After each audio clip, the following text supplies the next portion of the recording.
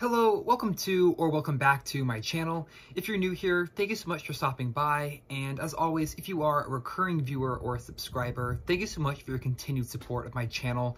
I really appreciate you all being here today.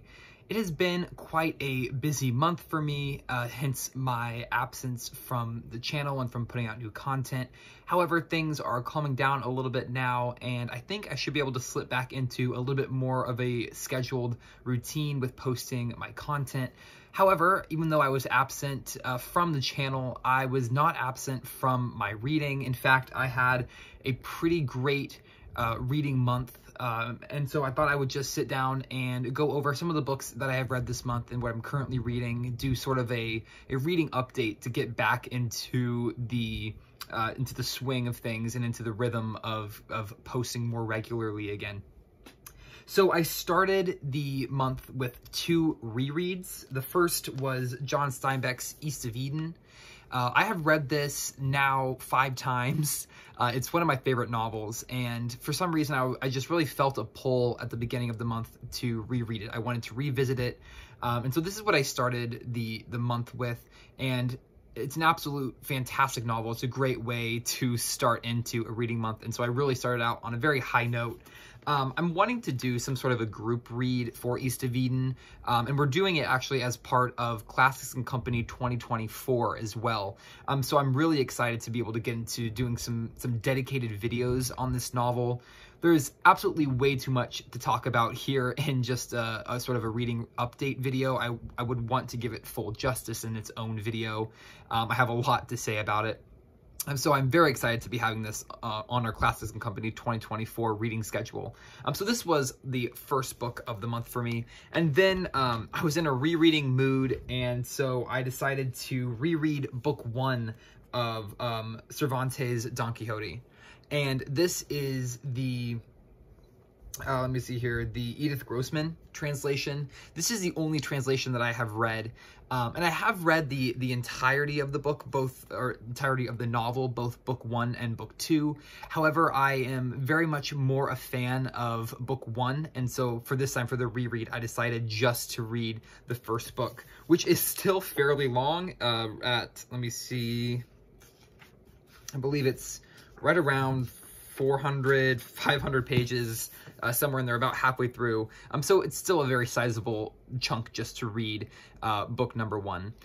But I absolutely love the story of Don Quixote. It feels very much like Monty Python centuries before. Sort of the overall comedy that comes through is timeless.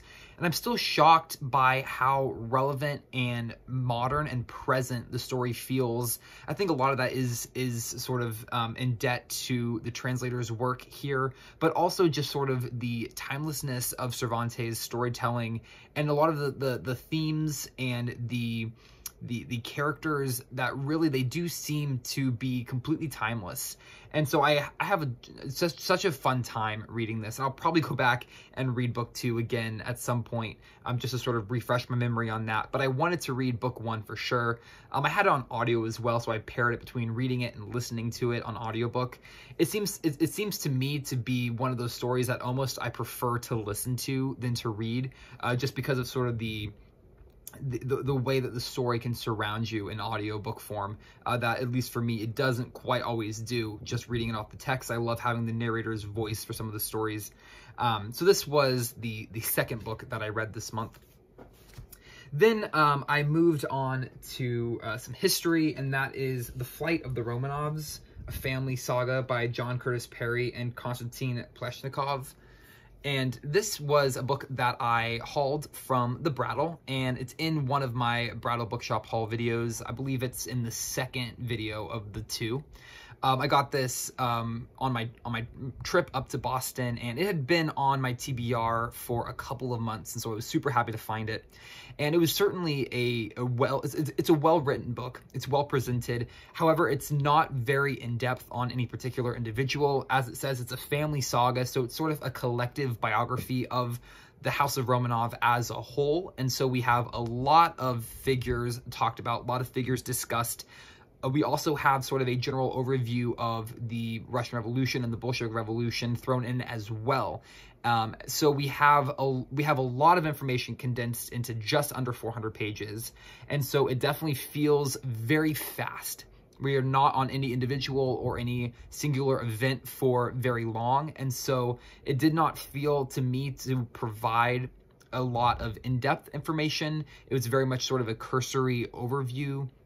However, if you're looking for something that's sort of a great introduction to the figures of the extended House of Romanov instead of just sort of the Tsar's family, but if you want to get a little bit more of a glimpse into the Grand Dukes and Duchesses and the aunts and uncles and sort of the broader family of Tsar Nicholas II and Alexandra, this would be a fantastic book to start with. Then I have been reading the Decameron by Giovanni Boccaccio through this entire month, and this is for Classics and Company 2023. This is our current book. We will be reading this through August 15th.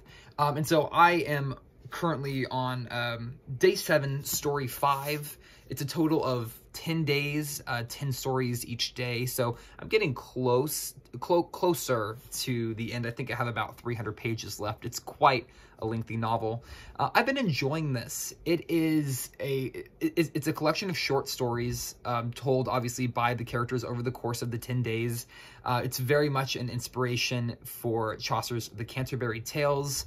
Not all of the stories seem to have the same level of quality, in my opinion. There are a lot that I read sort of quickly and glance over, and I don't really glean anything from them.